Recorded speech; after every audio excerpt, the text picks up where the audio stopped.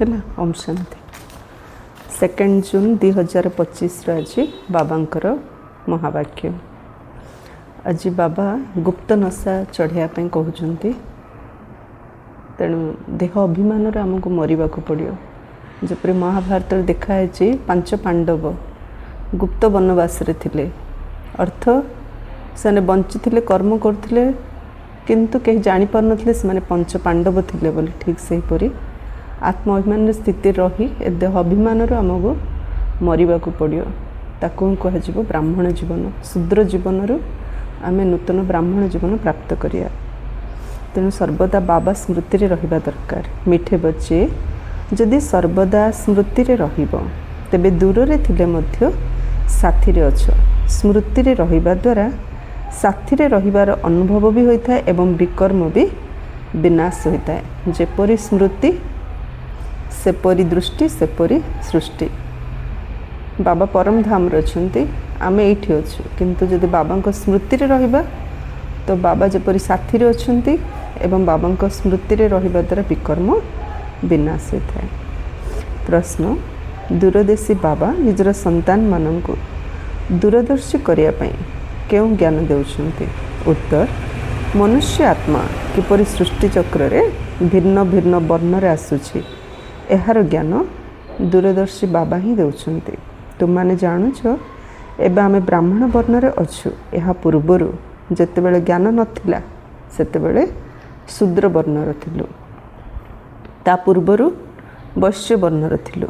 दूरदेश रे रहुथिबा बाबा आसी एही दूरदर्शी हेबार सारा ज्ञान पिला माननकु देउछंती जे आमे किपरि देवता रू शूद्र हिचु, शूद्र रू किपरि ब्राह्मण, पुणी ब्राह्मण रू किपरि देवता हेबा।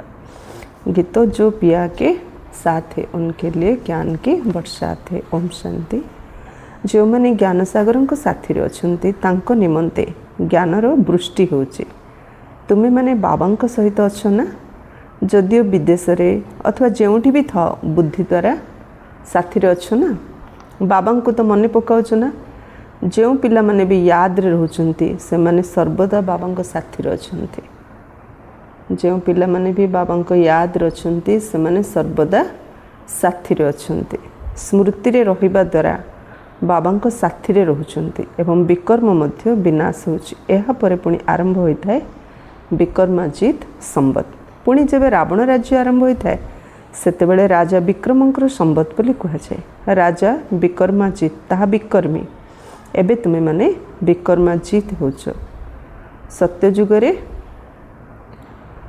विकर्माजित, द्वापर जुगरे विक्रमादित्य। एबे आमे विकर्मी हेइचु, पुणी विकर्माजित होबा। वर्तमान समस्ते अति विकर्मी अटंती। काहाकू हेले भी निज धर्म विषय रे जणा नाही। आमर धर्म कौन? समस्ते स्थूल धर्म आड़े चली अछंती, किंतु आमर धर्म कौन? पवित्रता, शांति, सुख।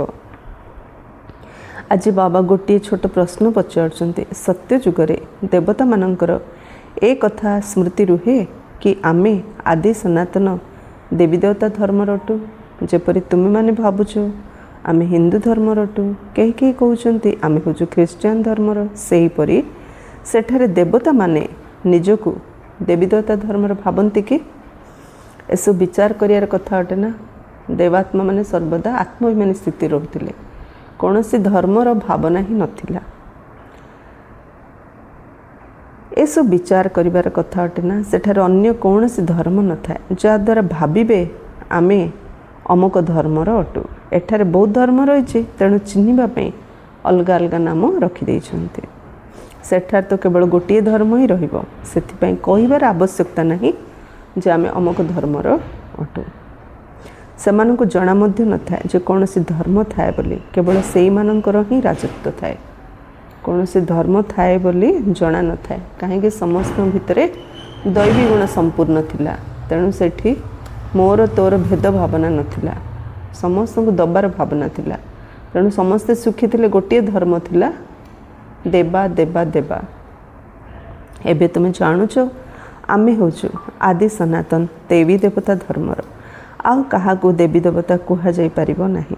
पतित हेबा कारणरू निजको देवता कहीपरें आम देवता धर्मर हेले पतित होगा कारण निजक देवता कहूनु हिंदू बोली कहीदे पवित्रता को ही देवता कह जाए सेठार एपरी कौन सी कथा न थाए कहा सहित तुलना करा जाई परिबो नाही। एबे तुम माने संगम जुगरे अछ जानिच आदि सनातन देवी देवता धर्मर पुणी थरे स्थापना होची सेठार तो धर्मर कौन सी कथा ही न थाए एक धर्म ही रहिबो एकथा मध्य पिला मानकु बुझा जाइछि जे जेउ माने कहउचंते महाप्रलय होची अर्थात किछि हेले रहिबो नाही एहा मध्य भूल कथा हो जाउछि महाप्रलय केबे होनी केवल कलिजुगर परिवर्तन बाबा बसी बुझाउछन्ति ठीक कौन शास्त्र तो सब जलमय बारे देखाइछन्ति बाबा बुझाउछन्ति भारत व्यतीत अन्य सब जलमय हो गोटे भारत अविनाशी खंड जहार केबे विनाश होनी एते बड़ सृष्टि कौन दरकार केवल एका भारत देख केते गाँ रही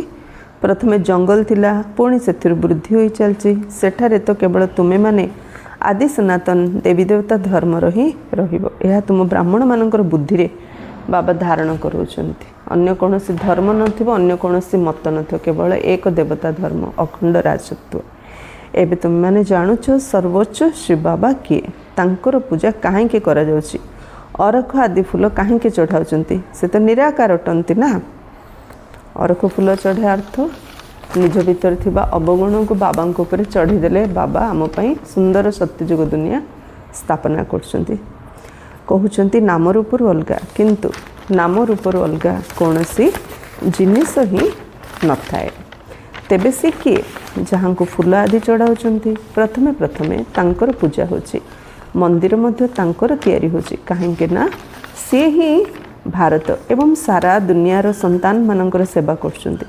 मनुष्य मानकर ही सेवा करा जाउछि ना वर्तमान तुमे निजको देवी देवता धर्मर बोली कहि परिबो नाही तुम मानकु मध्य जणा नथिला कि आमे माने देवी देवता थिलु पुणी एबे हेबाकु जाउछु एबे बाबा बुझाउछन तेणु बुझिबा दरकार एही ज्ञान बाबांक व्यतीत आउ केही देई परिबे नाही शास्त्र रे कौनसी सत्य ज्ञान नाही सत्य बाबा सी सत्य ज्ञान दे सत्य जुग एबे स्थापन करछंती तांकु ही कहा जाउछि ज्ञानर सागर ज्ञानर भंडार गायन रही रचयिता एवं रचना को ऋषि मुनि इत्यादि कहीं मध्य जानती नहीं नेति नेति अर्थात अंत नहीं कही जाइछन्ति आमे जहाँ जानिछु ताहा जणैदेलु आहुरी अधिक भगवान विषय जानिया पे अछि जहाँ कि आमे जानिनु एहीपरि साधु संत माने सबु शास्त्र लेखिला परे शेष लाइन लिखुचन्ति नेति नेति जेपरि छोट छोट पिला मानकु ज्ञान जणा न थाए जेते जेते बड़ होथिबे सही परि बुद्धिमान होथि बुद्धि रे जानि पारंती जे बिल्ला तो केउठी अमुक स्थान केउठी तुमे पिला माने मध्य पूर्वरु एही बेहद्र ज्ञान को किछि भी जानि नथिलो ये ब्रह्मा मध्य कहउचंती जदियो मु शास्त्र आदि पढुथिली किंतु किछि भी बुझि नथिली मनुष्य ही एही ड्रामा रे अभिनेता अटे ना संपूर्ण खेल तो दुईटी कथा उपरे प्रस्तुत होइछि दुईटी कथा उपरे संपूर्ण खेल प्रस्तुत होइछि सारा विश्व रे हीरो स्टेट हीरो देश है भारत भारतर ही पराजय एवं भारतर ही विजय भारत रे सत्ययुग आरंभ रे पवित्र धर्म थिला वर्तमान अपवित्र धर्म रही अपवित्रता कारण निजको देवता बोली कहि पारु नाहंती तथापि मध्य निज नाम रे श्री श्री रो उपाधि लगाई देउछंती किंतु श्री रो अर्थ श्रेष्ठ पवित्र देवता मानक ही श्रेष्ठ कहा जाए श्रीमान श्रीमती नाम अगर लगुचन किंतु श्री तो केवल देवता ही अटंती मनीष के श्रेष्ठ हो पारिबो नाही कारण प्रत्येक मनुष्य पतित अटंती श्रीमत भगवान उवाच कहा जाए ना तेबे श्री अर्थात श्रेष्ठ क्या को कहबा जो माने बाबा को मुखर ज्ञान शुणी श्रेष्ठ होउछंती जो माने निज को निजे श्री श्री कुहाउछंती जे बाबा को मुखर ज्ञान शुणुचंती सी श्रेष्ठ ना जे निज को निजे श्रेष्ठ बोली कहूँ सी श्रेष्ठ बाबा प्रश्न पचारुंते श्रीमती किंबा श्रीमान लिखिले कि श्रेष्ठ हो जीवन किंतु बाबा को मुखर ज्ञान शुणी श्रीमत आधार रे जे चलिबो से ही श्रेष्ठ हो पारे बाबांकर कर्तव्य अनुसार जो नाम दिया जाइछि ताहा मध्य से माने निज ऊपर रखी देउछन्ते एसब है विस्तार कथा तथापि मध्य बाबा कहते पिला माने एकमात्र बाबा को ही मन पकात बाबा सबू बुझे बुझे पुणी आउ थे सार पॉइंट को नहीं आउछन्ते एते सब बाबा कहीं बुझुचन्ते गोटे कथा बाबा हमर अटेंशन को आनिया चाहुचन्ते मते मन पका जन्म जन्मर विकर्म विनाश केवल मते मन पकेले ही हेब तो मते मन पके माने मु आत्मा ज्योतिबिंदु शिव बाबा ज्योतिबिंदु कहले सरीगला बाबा दौथिया ज्ञान को जिते आम मन पके बाबा मन पड़ी बाबांकर मन पकेले आमर विकर्म विनाश जहाँ को भी आम मन पकाउछु तार कथा सब मन पकाउछु तो तार चेहरा आम सामना गसी सेमती बाबा जो ज्ञान शुणुचंती बाबांकर गोटे गोटे वर्षन जदि आम मन पकाया ताले बाबा याद आसी आम आत्मार विकर्म विनाश हम यह हूँ वशीकरण मंत्र तुम्हें रावण उपर विजय प्राप्त कर जगतजीत हो बारंबार निजक आत्मा मन कर बाबा को मन पकाइए बाबांकर ज्ञानर पॉइंट्स मन पकायार अच्छे ता सहित निजक आत्मा मन करार अच्छे आत्मा भाविकी बाबा को याद कले ही विकर्म विनाश हम एठारे एही शरीर तो 5 तत्व तैयारी होछि नष्ट होछि पुणी तैयारी होछि तबे आत्मा तो अविनाशी अटे अविनाशी आत्मा मानंकु एबे संगम जुगरे अविनाशी बाबा पाठ पढ़ाउछंती भले जेते विघ्न आदि पड़िले मध्य मायार तूफान आसिले मध्य तुमे बाबा को याद रे रहो माया तार संपूर्ण चेष्टा सब अस्त्र शस्त्र यूज करियो आमको बाबा को दूरे रखिया पई किंतु जेते तूफान आसु जेते विघ्न आसु किंतु बाबा हाथ केबे छाड़ियानी बाबा को केबे भूलियानी तेबे आमे सर्वदा सुरक्षित तुमे जानिछ आमे ही सतप्रधान थिलु पुणी तम प्रधान होइछु तुमମାନଙ୍କ ଭିତରେ ମଧ୍ୟ क्रम अनुसार एक कथा जानिछंती तुमମାନଙ୍କ बुद्धि रे रहिछि आमे ही प्रथमे भक्ति करूछु निश्चित जो माने प्रथमे भक्ति करिसंती सी ही शिव मंदिर तैयारी करछंती काहे कि ना धनवान मध्य से मान होइतांती ना बड़ बड़ राजा माननको देखि अन्य राजा माने एवं धीरे धीरे प्रजा माने मध्य मंदिर निर्माण करिथांती ए सब हैला विस्तार कथा एक सेकेंड रे जीवन मुक्ति कह जाय पुणी बुझाइबा पई केते वर्ष लागि अछि ज्ञान तो सहज अटे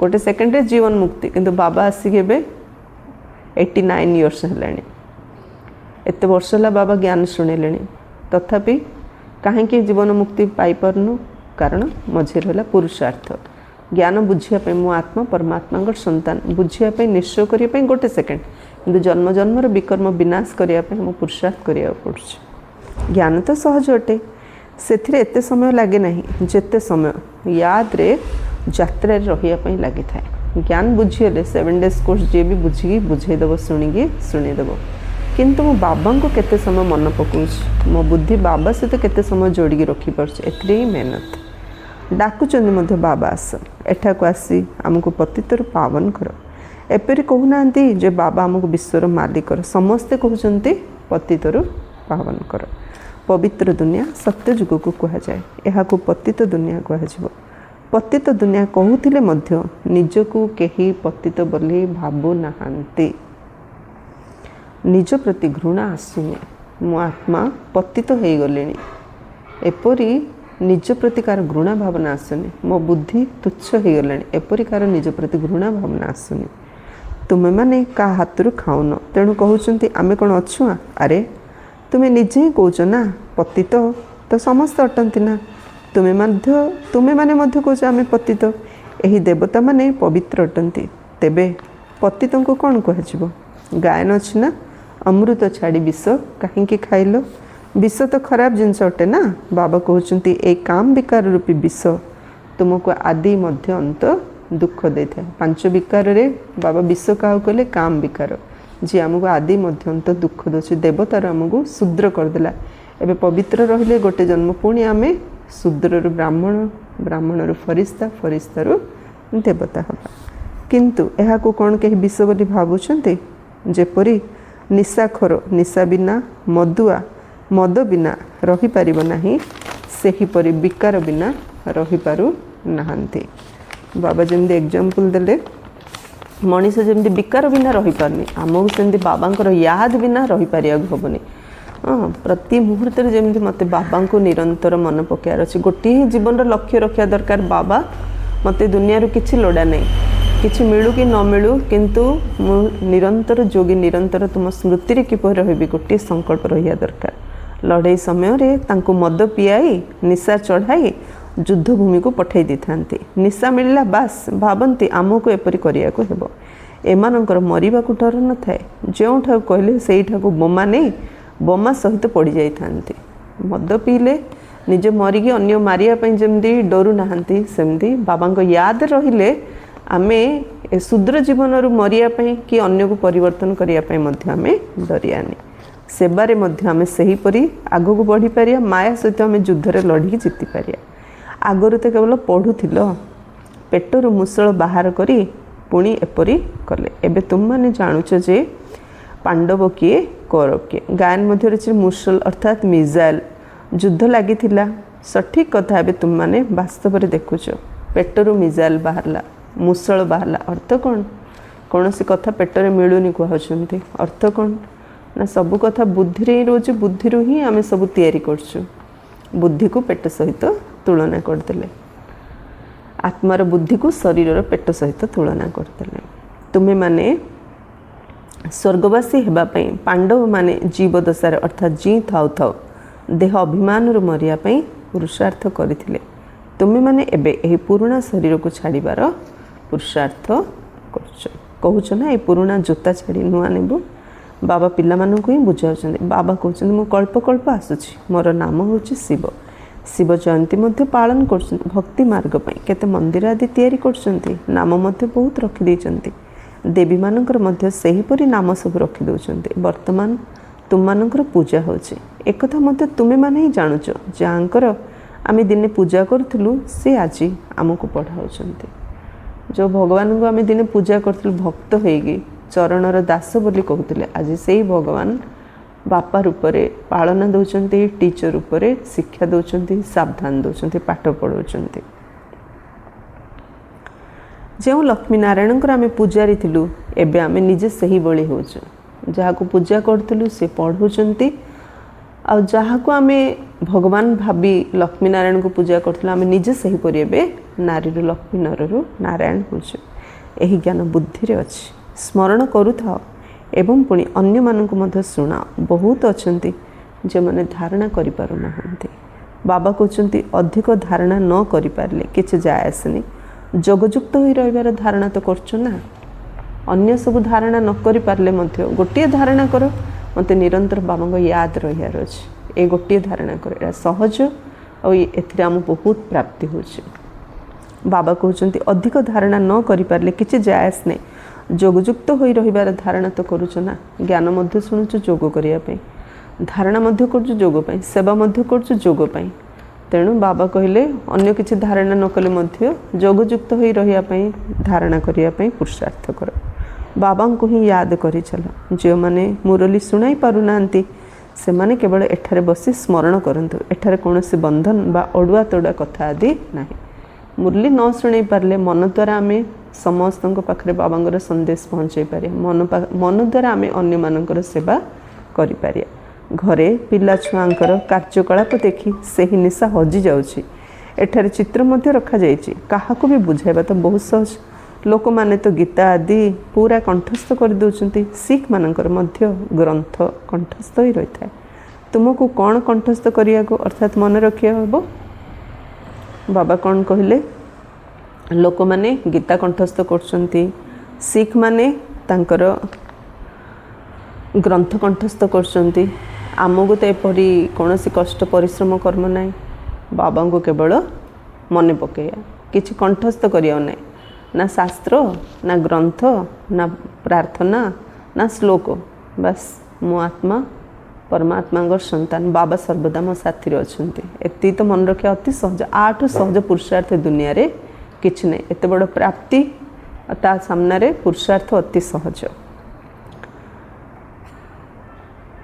अर्थात मन रखिया हुए बाबा को तुम्हें कहूच मध्य बाबा या बिल्कुल नुआ कथा यह ही एकमात्र समय जितेबले कि तुमको निजको आत्मा भावी एकमात्र बाबा को मन पकाइब हेब 5000 वर्ष पूर्वर मध्य शिखाई आउ कहार शक्ति नहीं जेपरी बुझे पारे जो भल टीचर से जो बुझेब लगे एटा तो सहज पलि आस ठीक सेमती का पाखर शक्ति नहीं एमती बुझापी कारण बाबा सर्वदा देही अभिमानी स्थित रुहंती निष्काम सेवाधारी तेणु बाबा ता प्रतिबदल रे आमठू किछि भी चाहूना मनुष्य जी भी जहाँ भी कले निष्कामना किछि नथिले मध्य ता सहित फल अच्छी किंतु बाबा जेहेतु ता प्रतिबदल रे किछि चाहूना किछि फल तांको प्राप्ति करिवार लक्ष्य नहीं कि प्राप्त करूना केवल आम पाई करछन तेणु बाबा को परी कौन से मनीष आमको केबे हेले एपरि बुझे पारिबो ही नाही, असंभव।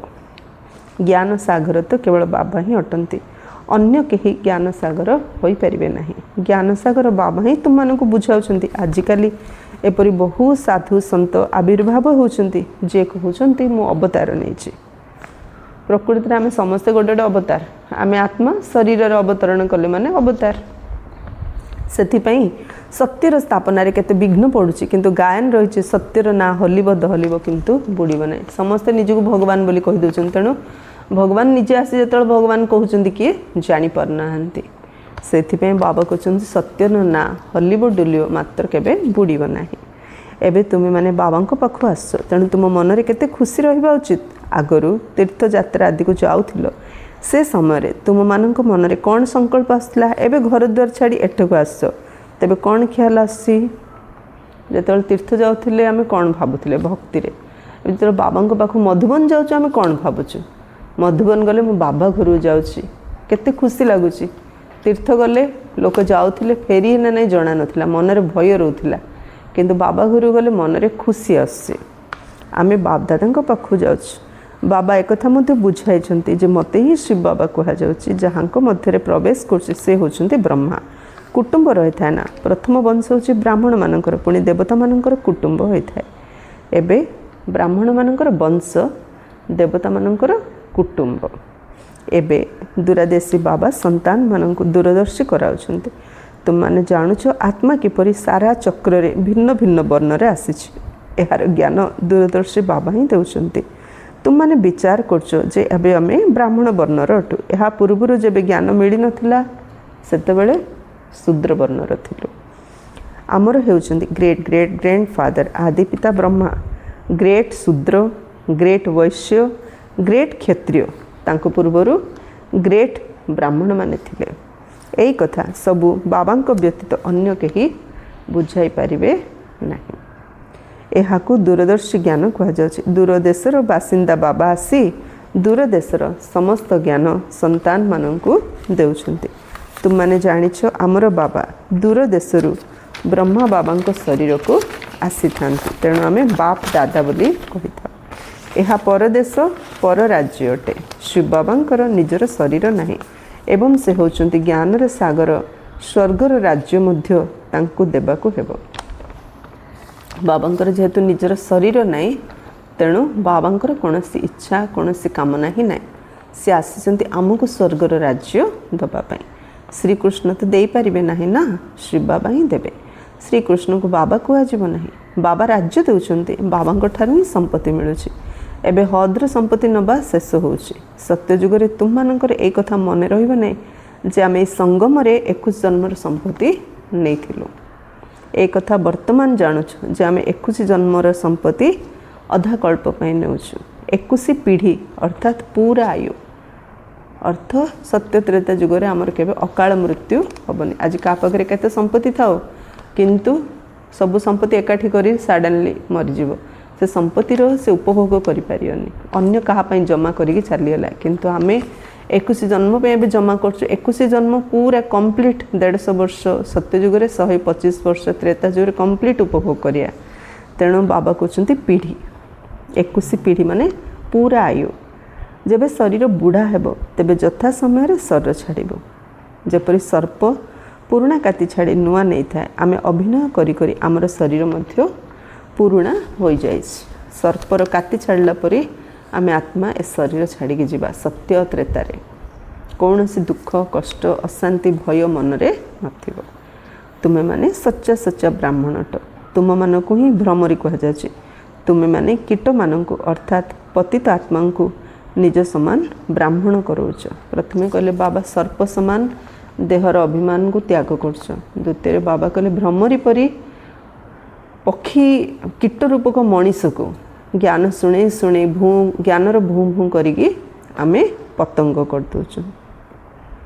भ्रमरी मध्य भू भू करिथाय, पुणी केउ कीटर तो डेणा आसी जाए, केही भी मरी जाई थांती। ए सब वर्तमान रो उदाहरण अटे। कीट भू भू भ्रमरी भू भू करी कीट को डेणा लगे देता, किंतु ता भितर केते सड़ी जानती, केते मरी जानती, केते जन को डेणा लग जाए। ठीक से परी बाबा काहाकु ना काहाकु निमित्त करी आमको निजर करांती ज्ञान शुणाती आम शुणी शुणी आ भितर आम केते सड़ी जाऊँ पचि जाऊँ केते जन बाबा हाथ छाड़ी चली जाऊँ आउ के जन मनीषरू फरिश्ता देवता होगी बाबा सहित परमधाम सत्यजुग जावाई योग्य हो जाउछंती। तेणु ए सबु वर्तमान उदाहरण अटे। बाबा प्रकृति पशुपक्षी मान पाखर उदाहरण दौरान आमको प्रत्येक कथा केते स्पष्ट रूप से बुझाऊँच। तुम्हें माने अलियड़ संतानट पिला माननकु नूरे रत्न कहुए आम बाबांकर नूरे रत्न से बाबा आमको केते उदाहरण देकी बुझाऊँच। बाबा कहते नूरे रत्न मु तुम माननकु निजर करिथिबारु तुम्हें माने मध्य मोर हो गल ना। आम बाबा को खोजी पाई न था खोजी आम 63 जन्म है किंतु बाबा से आम खोजुं तेणु बाबा कहले तुम्हें मोर हो गल ना। एपरी बाबा को जिते याद करिवो सेते पाप नाश हो। निष्काम बाबा कौन सी कामना रखी न रखी आम एते सेवा परदेश आसी करछंती। एपरी बाबा को जदि याद करिबा तो आमर सब पाप नाश हो। आउ काहाकू भी याद करिया द्वारा पाप नाश हेबो नाही। काहाकू जेतळे याद करछु देह अभिमान रोचु पाप तो नाश होबार प्रश्न उठुनी। बाबा को याद कले माने आत्माभिमान स्थिति रहिले आत्मिक स्थिति रही जो बाबा को याद करछु बाबा ग्यारंटी दउछन्ते हमर सब जन्मर पाप नाश कर देबे। तेणु बाबा कहउछन्ते देह आ देहधारी मानक ठारू बुद्धि हट कारण काहाकू भी मन पकेले हमर पाप नाश हेबार नाही। अच्छा मीठा मीठा सिकिलधे संतान मानक प्रति माता पिता बाप दादांकर मधुर स्नेह संपन्न शुभेच्छा एवं सुप्रभात। आत्मिक पितांकर आत्मिक संतान मानक नमस्ते। आम आत्मिक संतान मानकर आत्मिक पिता को मध्य नमस्ते। धारणा पाई मुख्य सारांश जीवन रे थाई देह अभिमान मरिबार पुरुषार्थ करिया को हेबो। पंच पांडव परि आमको मध्य जीवन रे थाई देह अभिमान मरिया पे पुरुषार्थ करियार अछि। कारण सबु दुख अशांति लड़े झगड़ार मूल कारण देह अभिमान। देह अभिमान मरिगले माने आमे गोटे सेकेंड जीवन मुक्ति प्राप्त कले। यही देह रूपी पुराणा जोता प्रति टिके भी ममत्व रहिबा उचित नुहे। सेकेंड सच्चा ब्राह्मण होई पतित मनुष्य रूपी कीट मानक ज्ञानर भूँ भूँ करी निज समान ब्राह्मण करने को हेबो। अन्य मानक निज समान करियार अछि। आमे जेमदी ज्ञान शुणी शुणी निज को बदलेले सेमदी अन्य मानक मध्य ज्ञान शुणे शुणे अन्य को मध्य निज परि गढ़ियार अछि। वरदान अमृत बेलार महत्व को जानी खोला भंडाररू निजर झुलामुणी को भरपूर करथिबा भाग्यवान आत्मा हो। अमृत बेला समय वरदाता भाग्य विधातांक द्वारा जिते बड़ भाग्यर रेखा टाणिया पाई चाहूच टाणिनियो कहीं से समय श्री बाबा भोला भगवान रूप से स्नेहपूर्ण स्थिति रे थांती। तेणु मालिक हो एवं अधिकार नियो कहीं से संपत्ति उपरे कौन सी ताला चाबी न थाए। अमृत बेला बाबा स्नेह स्वरूप थांती। जेपरी बापा माँ स्नेह थिले छुआ मैंने जहाँ भी अली कले इच्छा पूर्ण कर दियंती रागिला नुह। ठीक से बाबा धर्मराज रूप धारण कले आमर कौन इच्छा पूर्ण हेबन से दंड खायर समय किंतु अमृत बेलार बाबा स्नेहपूर्ण अवस्था था। तेणु अमृत बेलार आमे महत्व को बुझी से समय मालिक ही बाबा सबु संपत्तिर अधिकार नवा। कारण से समय बाबा खजना कौन सी ताला चाबी लगी न थाए। दिन सारा जमी अन्य माने व्यस्त सेमती बाबा मध्य भक्त मानकर कथा शुणारे व्यस्त किंतु अमृत बेलार खास बाबा आम खाली बस थांते। आ घर घर बुली बाबा सेंटर प्रत्येक घर बुली बुली देखुं मो पिला ने किए मत मन पकाउछि जे जेते शक्तिशाली स्थिति रही बाबा को मन पकाउछि से बाबा संपत्तिर अधिकारी हो पड़े।